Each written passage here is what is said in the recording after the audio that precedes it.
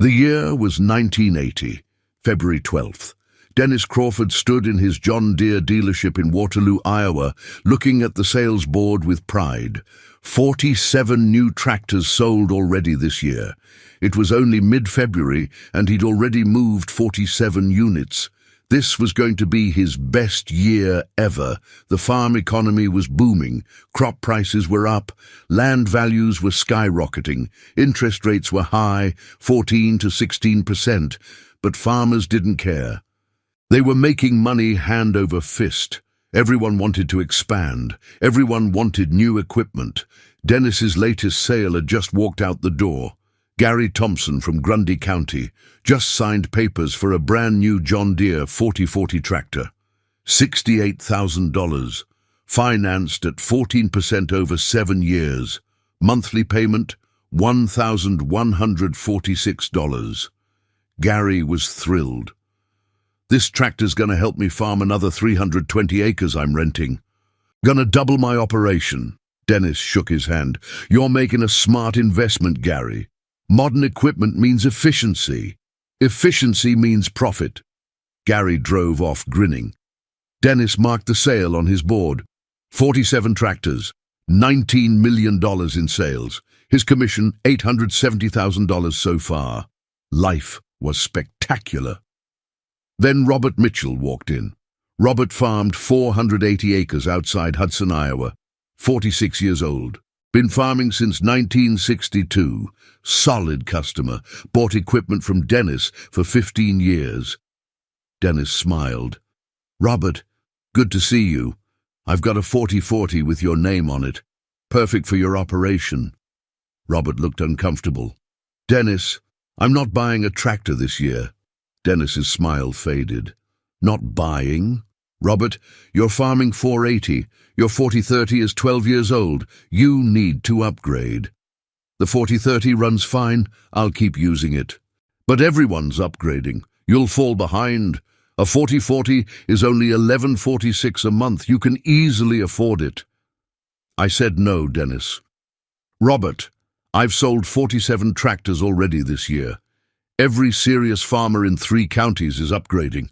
You're going to get left behind. Robert's jaw tightened.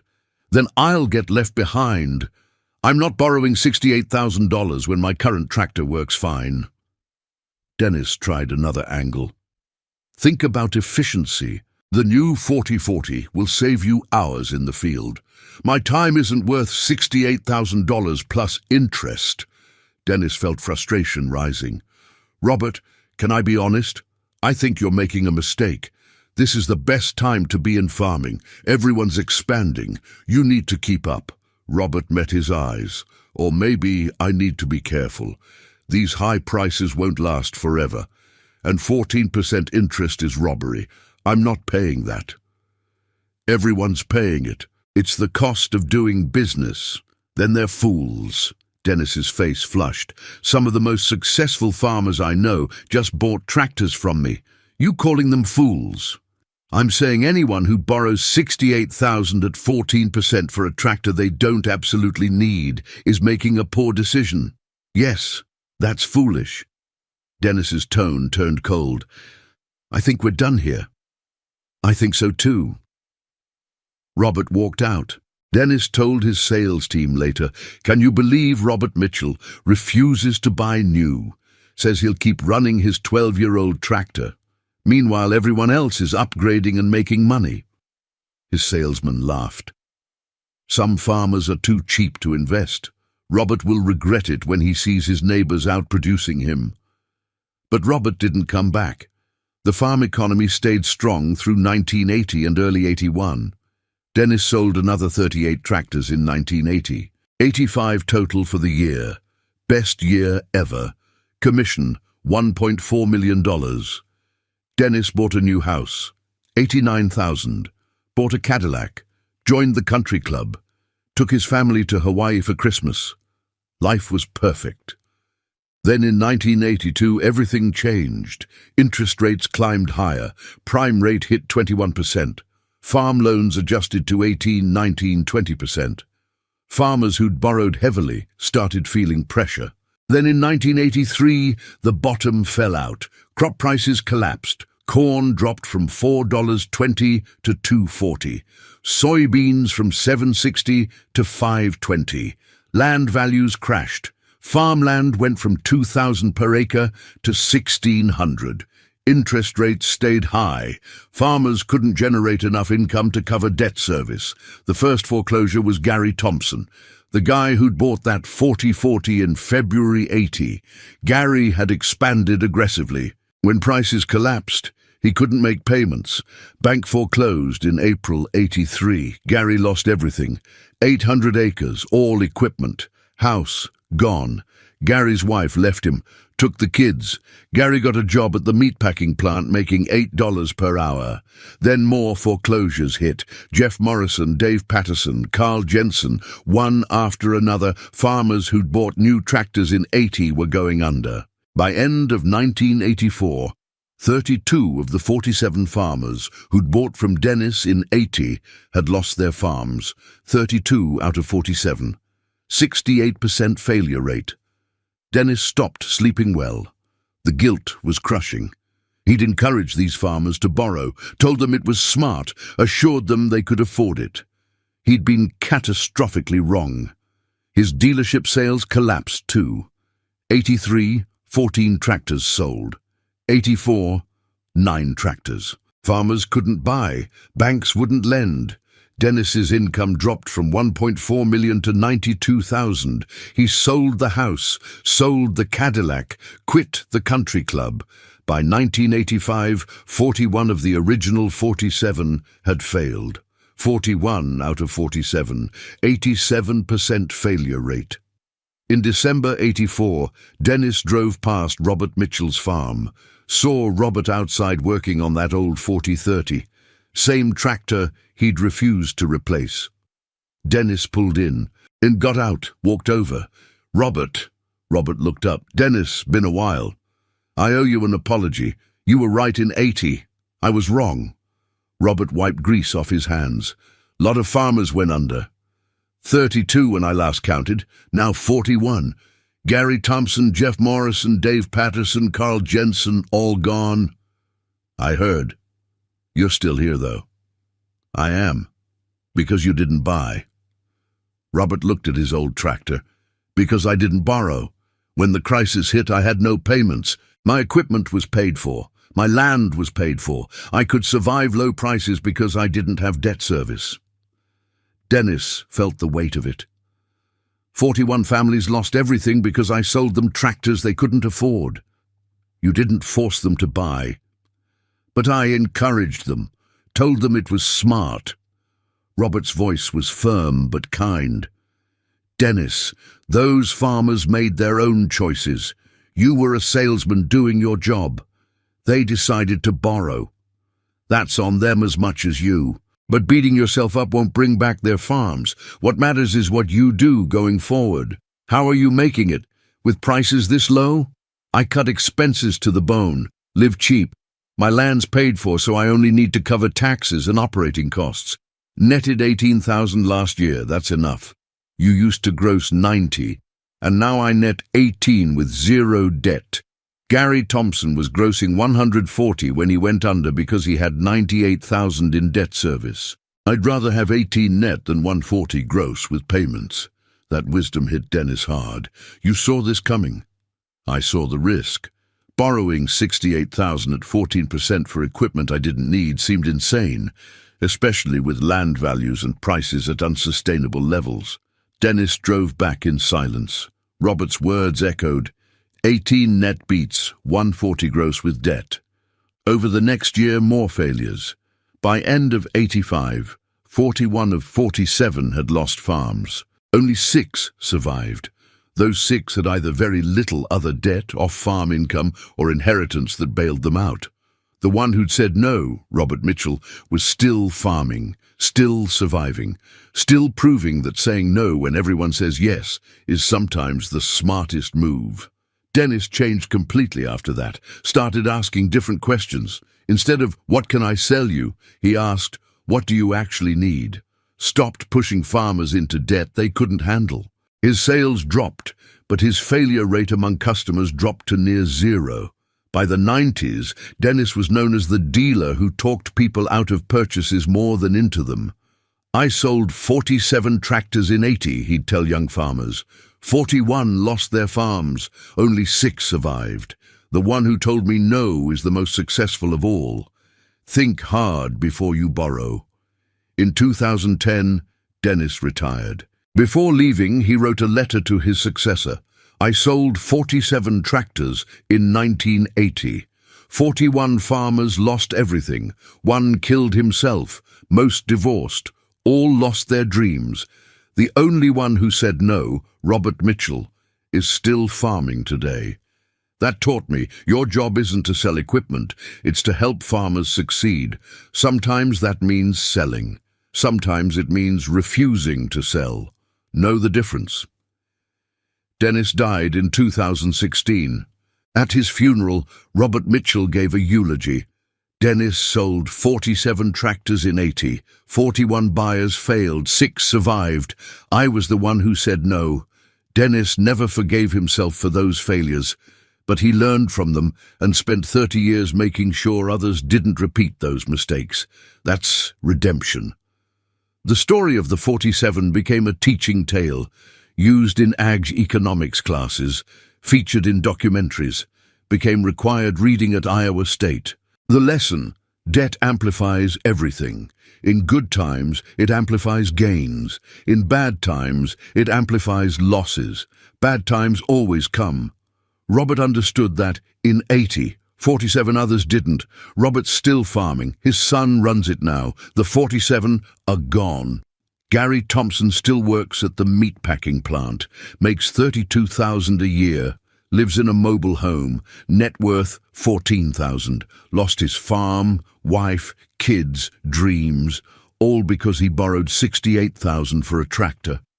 Robert retired in 2008, sold his farm for $860,000, net worth $1.2 million, built on 480 acres through patience and refusing to borrow. Same years, same markets, different choices, different outcomes. One said no.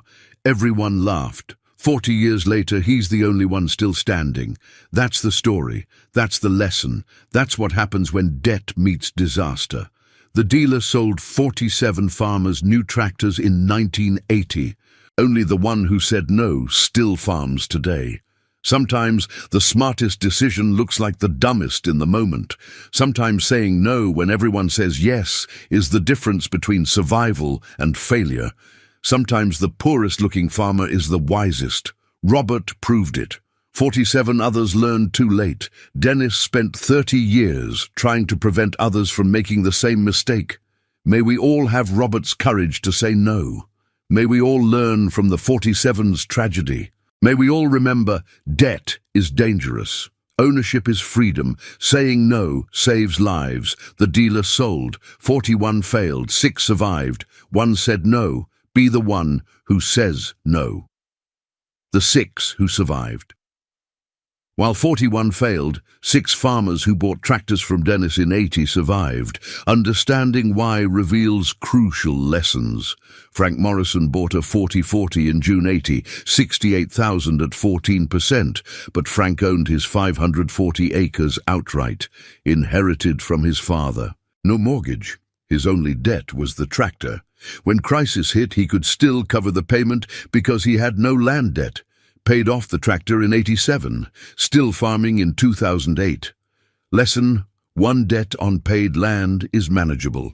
Multiple debts on leveraged land is disaster. Richard Chen bought a 4040 in April 80, same terms. But Richard worked full-time at John Deere as an engineer. Made $58,000 annually. Farming was his side business. When crop income collapsed, his job covered everything, kept farming through the crisis, retired from Deere in 2002, farmed until 2012. Lesson: off-farm income is a safety net. Paul Henderson bought a 4040 in March 80. Farmed 1,200 acres, all paid off. His only debt was the tractor. On 1,200 paid acres, $68,000 in debt was manageable even when prices crashed. Paid off by 88. Retired in 2006, worth $2.4 million. Lesson: scale matters with debt. Thomas Anderson owned a seed dealership that generated $72,000 annually. When farming income collapsed, seed sales covered tractor payments. Diversified income saved him. Michael Williams lived on $9,000 yearly. Extreme frugality. When income dropped, he could still survive and make payments because his living costs were so low. James Rodriguez got an $80,000 inheritance in '82, used it to pay off the tractor before crisis really hit. Luck saved him. Those 6 survived through specific advantages: no other debt, off-farm income, inheritance, low costs, or diversification. They had margins. The 41 didn't. The failures: 3 stories. Gary Thompson's debt in '80. Tractor, $68,000. Land mortgage, $142,000. Operating credit, $38,000. Equipment, $24,000. Total, $272,000. Annual debt service, $46,000. In '80 and '81, Gary grossed $140. Could cover it. In '82, gross dropped to $98. In '83, dropped to $62. Couldn't survive. Foreclosed April '83. Lost everything. Wife left, got job at meatpacking plant. Still there in 2008, making $19 per hour. Never remarried, never recovered. Lives in mobile home. Drinks to cope. Jeff Morrison borrowed aggressively to expand. Total debt by '80, $552,000. Debt service, $94,000 annually. Needed to gross $190 to survive. Did in '80 and '81, then income collapsed, foreclosed September '83, filed bankruptcy. Managed grain elevator rest of his life.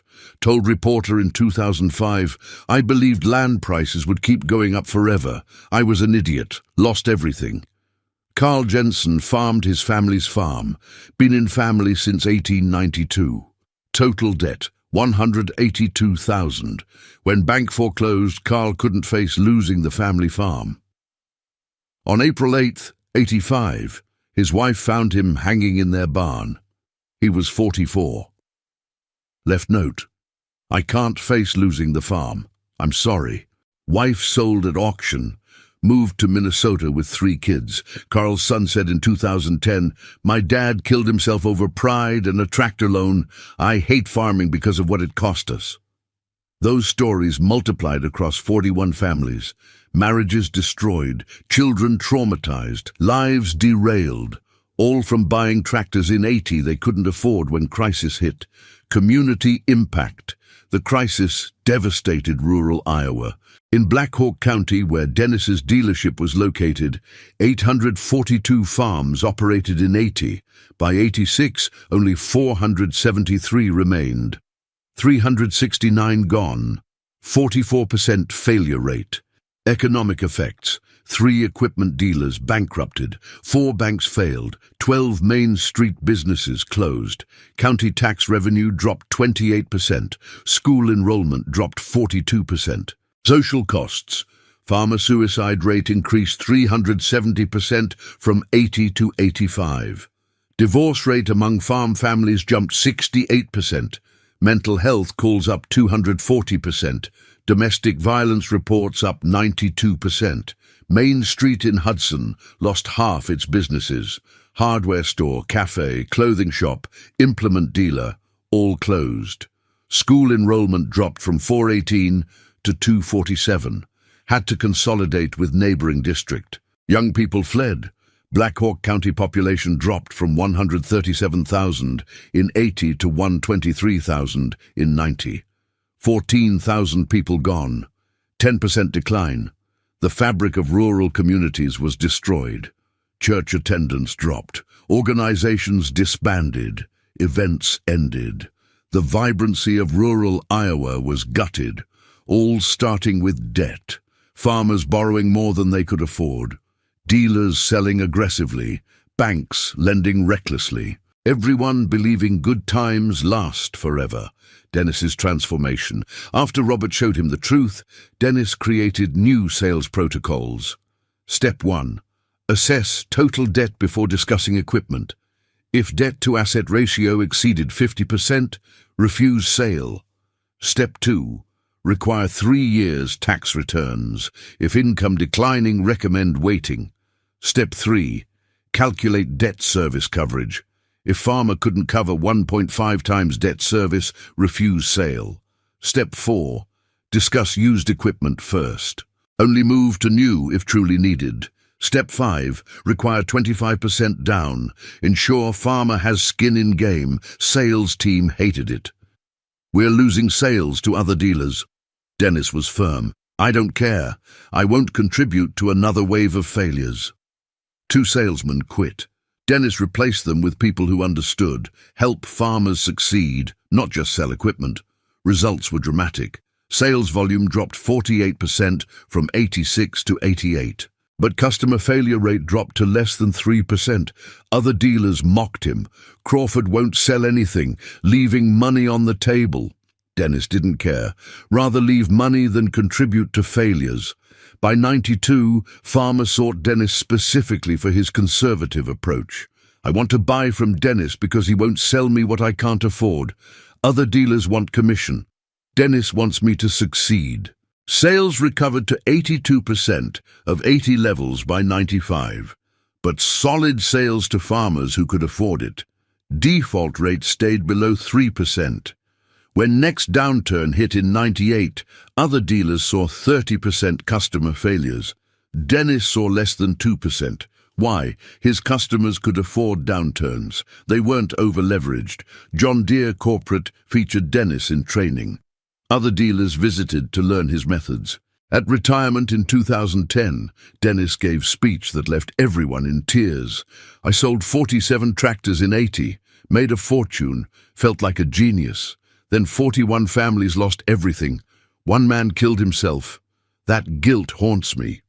The only redemption is 30 years making sure it doesn't happen again. Learn from my mistakes. Don't sell equipment people can't afford. Help farmers succeed long-term. 5-minute standing ovation. Everyone crying. That speech became legendary. Still shown to new dealers today as lesson in ethics. The legacy. The story continues teaching decades later. Lesson 1.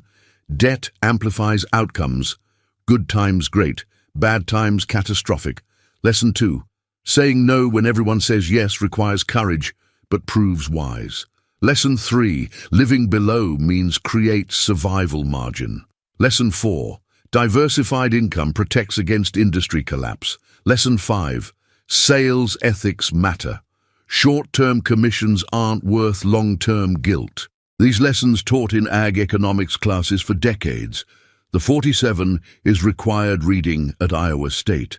In 2018, documentary filmmaker produced film about farm crisis. Featured Dennis's story prominently. Gary Thompson appeared. I lost my farm wife. Dreams because I borrowed money I couldn't repay. I thought I was smart. I was a fool. If I could go back to February 80 and say no, I would. My whole life would be different. Robert Mitchell at 84. I looked stupid in 80. Neighbors had shiny new tractors. I had 12-year-old 40-30. They laughed, called me cheap. Then they all lost farms, and I'm still here. Who was really stupid? Film ended with title. Of 47 farmers who bought tractors from Dennis Crawford in 1980, 41 lost farms. 6 survived. 1 who refused, Robert Mitchell, still farms today at 84. Lesson: sometimes smartest decision looks dumbest in the moment. Documentary won awards, shown at farm conferences nationwide, reached over 2 million people. In 2020, Iowa Public TV did follow up. 40 years after, Farm Crisis Legacy. Robert Mitchell had died in 2017 at 83. His son farmed same 480, debt-free, following father's conservative principles. Robert's son: my dad taught me, never borrow more than you can afford to lose. He said no in 80 when everyone called him stupid. That saved our farm. I farm same land today because he had courage to look foolish. Gary Thompson still alive at 86, still in mobile home, still broken. I think about it every day. What if I'd said no? My farm would still be in family. My marriage would have survived. Instead, I lost everything because I wanted to keep up with neighbors. Dumbest decision of my life. Documentary tracked economic data. Farms that survived the crisis averaged 32% debt-to-asset ratio. Farms that failed averaged 78%. That's simple. Low debt survived, high debt failed. Robert Mitchell's son gave advice to young farmers. Ignore everyone who says get big or get out. Ignore everyone who says you need newest equipment. Pay cash. Own everything. Sleep well. That's success. Size doesn't matter. Ownership does. Documentary ended with Robert's gravestone. Inscription: Robert Mitchell, 1934 to 2017, farmer, father, the man who said no. That inscription tells everything. Robert said no. Others said yes. Robert lived well and died peacefully. Others lived in regret and died broken. One word, no, changed everything. 40 years later, the temptation to overborrow never disappears. Interest rates change, crop prices change, land values change, human nature stays constant. We want to keep up, want to look successful, want to believe good times last forever, want to think we're different from those who failed. We're not different. Same debt that destroyed 41 farmers in '80s destroys farmers today. Same pressure to expand that ruined Gary ruins farmers now. Same assumptions that killed Jeff kill farmers every year. Only dates change. Lesson remains constant. Robert knew it in '80. His son knows it in 2020. May we all learn before disaster teaches us. Say no to debt you can't afford. Say yes to ownership and peace. That's farming wisdom. That's life wisdom. The dealer sold. 41 failed. 6 survived. 1 said no. Be the one who says no, even when everyone laughs, even when you look foolish, even when you're alone, because 40 years later, you'll still be farming. Everyone who laughed will be gone. That's the promise. That's the proof.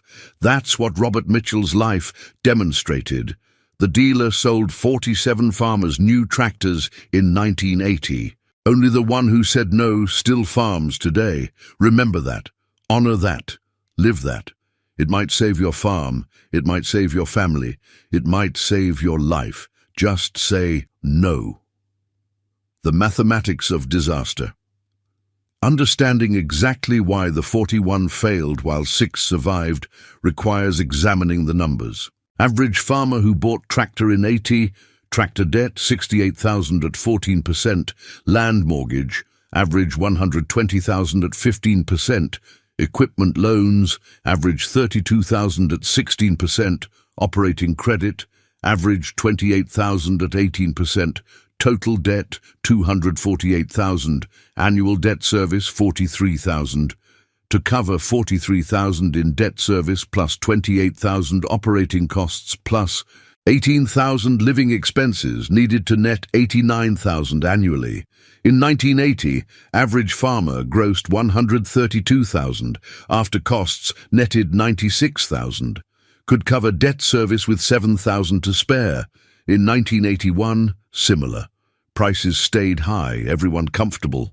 But in 1982, crop prices started dropping. Average gross fell to $104,000. Net dropped to $68,000. Short $21,000 on obligations. Farmers refinanced shortfalls, adding to debt. In 1983, disaster. Prices collapsed. Average gross $58,000. Net $22,000. Short $67,000. Impossible to recover. Banks foreclosed. Average farmer lost everything. Compared to Robert Mitchell, no tractor debt, kept old one. No land mortgage, paid off in 1979. No equipment loans, bought used with cash. No operating credit, saved reserves. Total debt, 0. Annual debt service, 0. Robert needed to cover only operating costs, $24,000, and living expenses, $12,000. Total, $36,000. In '83, when others collapsed, Robert grossed $52,000. After costs, netted $28,000. Short 8,000 from ideal but survivable. He cut living expenses to 8,000, made it through. That's the difference. Zero debt versus 248,000 debt.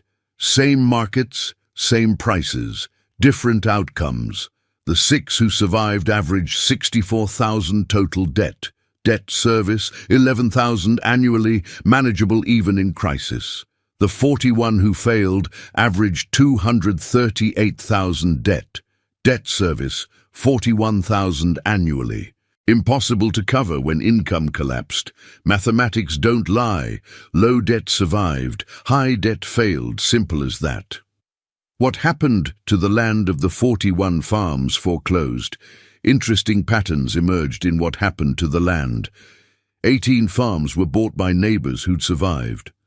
These neighbors, mostly conservative farmers with little debt, picked up land at auction for 60 to 70% of 80 values, built larger operations on solid foundations. 12 farms were bought by outside investors, corporate entities or wealthy individuals who saw cheap land as opportunity. These became rental farms operated by tenant farmers. 7 farms were subdivided for development. Near cities, land converted to housing developments or commercial use. Farmland lost forever. 4 farms were consolidated into mega operations. 1,000-plus acre farms run by large operators, efficient but lost family farm character. The 41 families who lost these farms scattered. Some stayed in area working other jobs. Most left, moved to cities, started over, carried shame and regret forever. Robert Mitchell's 480 stayed in family. Same land his grandfather farmed. Same land his son farms now. 4 generations on same ground because one man said no in 1980.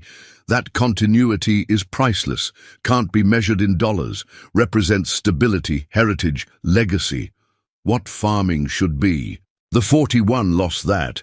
Their children won't farm family land, grandchildren won't walk fields great-grandfather walked, legacy broken, all because of debt taken in 1980 that couldn't be repaid when crisis hit. The warning signs. Ignored. Looking back, warning signs were obvious, but in the moment, everyone ignored them. Land values in Iowa went from $800 per acre in 1975 to $2,000 in 1981. 150% increase in 6 years. Unsustainable. Corn prices went from $2 in 1977 to $4.20 in 1980. Soybeans from $5 to $7.60. Huge increases on speculation and inflation. Also unsustainable. Interest rates climbed from 8% in 77 to 16% in 80. Sign of inflation and economic instability. Should have been warning. Debt-to-asset ratios among farmers increased from 32% in 75 to 64% in 80. Dangerous leverage. Should have screamed caution. But everyone ignored the signs, believed boom would continue forever, thought they were different, assumed they could handle it. Robert Mitchell saw the signs, recognized unsustainability, refused to participate. That wisdom saved him. Dennis Crawford saw the signs but ignored them, focused on commission, ignored risk. That cost him guilt he carried until death. The 47 who bought saw the signs but dismissed them. Everyone else was borrowing. Peer pressure, fear of missing out, that cost them everything. Same information available to all, different interpretations, different actions, different results. Wisdom is recognizing warning signs and acting appropriately even when everyone else ignores them. Robert had that wisdom, others didn't. May we all develop ability to see warning signs, to recognize unsustainable trends, to say no when everyone says yes, to choose long-term security over short-term gains. That's the final lesson from the 47. The lesson Robert Mitchell embodied. The lesson Dennis Crawford learned too late. The lesson that still applies today. Watch for warning signs. Act accordingly. Say no when necessary. Survive when others fail. The dealer sold 47 farmers new tractors in 1980. Only the one who said no still farms today. That sentence contains more wisdom than most business books. It's completely true. And it's as relevant now as in 1980. Robert said no. Everyone laughed. Robert's still farming through his son. Everyone else is gone. Be like Robert. Say no to debt you can't afford. Yes to ownership you can sustain. No to pressure you should resist. Yes to wisdom you should embrace. That's farming. That's life. That's survival. The 47 learned too late. May we learn before disaster teaches us. May we have Robert's courage. May we avoid the 47's fate. Just say no.